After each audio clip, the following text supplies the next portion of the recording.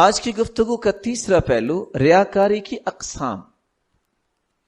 ان 5 اسباب کے بعد ریاکاری کی بھی 5 قسمیں ہیں۔ کچھ لوگ الریاء فی الدین بالبدن، اپنے جسم کے ساتھ ریاکاری کرتے ہیں۔ کیسے؟ کچھ لوگ اللہ نے مال بھی دیا ہوا ہے، لباس پہنیں گے پھٹا پرانا، لوگ کہیں زاہد آدمی ہے، نیک آدمی ہے، اس کو تو لباس کی پرواہ نہیں ہے، یہ کوئی تقوی نہیں ہے۔ ہاں، تقوی کی یہ کیفیت تو حدیث میں آتی ہے کہ انسان سارا کچھ لٹا دے اور اس کے پاس کچھ بچا نہیں ہے، تو پھر تو سمجھ آتی نا، سب کچھ اللہ نے دیا بھی ہو، نہ وہ اللہ کی راہ میں دے، اور خود بھی اپنے اوپر کپڑے ایسے زیب تن کر لے کہ دیکھنے والا جو ہے وہ رحم کھائے، اور اپنے جسم کو اس طرح کمزور کر لے کہ لوگ جو ہے وہ ترس کھائیں۔ یہ بدن کی ریاکاری ہے، اپنی ڈھول ڈھال ایسے بنا لے جس سے وہ اپنے آپ کو نیک ثابت کرنا چاہتا ہے۔ دوسری قسم الریاء بالہیئۃ والزی، بعض لوگ بال بکھرے ہوئے ہیں، کنگھی بھی نہیں کی، پراگندہ حال ہیں، کیا ہوا؟ بس جی کام ہی بڑے ہیں، ماشاءاللہ اللہ کے رسول صلی اللہ علیہ وسلم سے بڑھ کے کام کر رہے ہیں آپ، کیا کہ صحابہ سے بڑھ کے کام کر رہے ہیں آپ؟ صحابہ کرام کی تو عادتیں دیکھیے، ایک ہی مرتبہ ایک شخص کے بال کھلے ہوئے تھے اور کوئی پرواہ نہیں آیا تو اللہ کے رسول نے فرمایا الیس فی بیتہ ما یسکن رأسہ، اور اس کے گھر میں پانی نہیں ہے کہ پانی سے کم از کم بال درست کر لے؟ فإنما هو شیطان، یہ تو شیطان لگ رہا ہے۔ اور دیکھیں مینٹالٹی کیسے بن چکی ہے کہ آج جتنا غلیظ ہوتا ہے کہتے ہیں یہ پہنچی سرکار ہے۔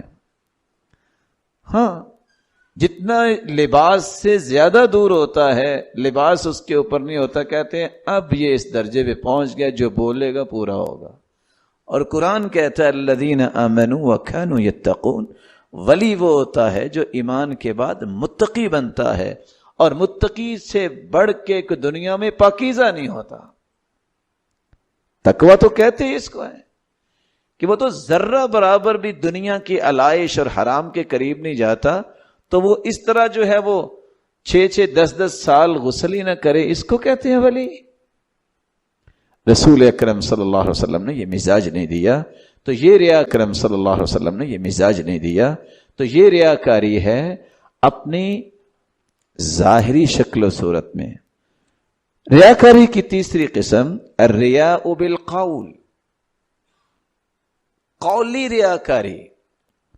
کچھ لوگ آپ سے بات کریں گے، آپ ان کو جانتے نہیں، اور وہ اپنی بات انہوں نے صرف اتنی بتانی ہوتی ہے کہ میں یہاں رہتا ہوں، لیکن اس بات کو بتانے میں وہ 10 باتیں پہلے ہی بتائیں گے، اصل میں وہاں گیا، پھر میں اصل میں وہاں چلا گیا۔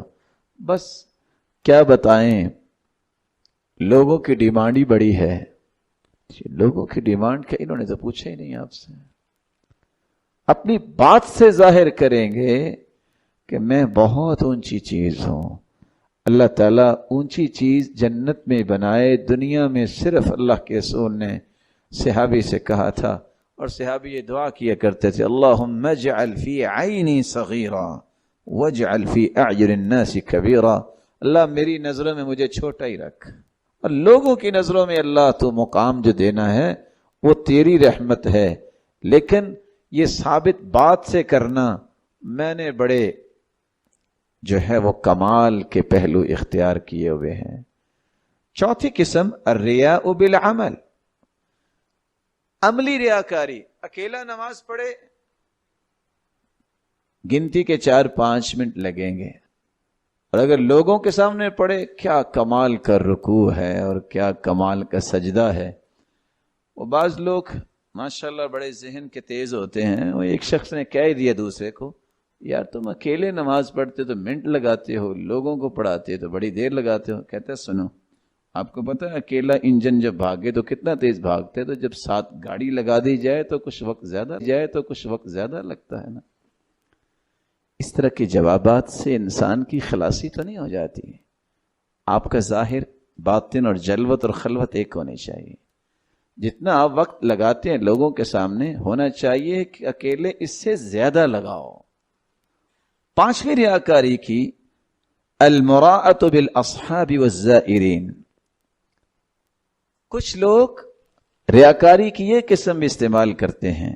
کوشش کریں گے کسی بڑے کو فون کریں ہمارے گھر میں آئے, کسی بڑے عالم کو کہیں گے ہمارے پاس فلاں, آپ کو پتہ ہے منسٹر بھی آیا تھا اور میرے گھر میں آئے تھے وہ. المراءۃ بالاصحاب والزائرین ریاکاری کی اس پانچویں قسم میں امام غزالی رحمت اللہ علیہ فرماتے ہیں یہ پانچ وہ ریاکاری کی قسمیں ہیں جس میں امت اس وقت مبتلا ہے. جب تک یہ پانچ پہلو نہیں چھوڑے گی ان کے عمل میں برکت نہیں آئے گی.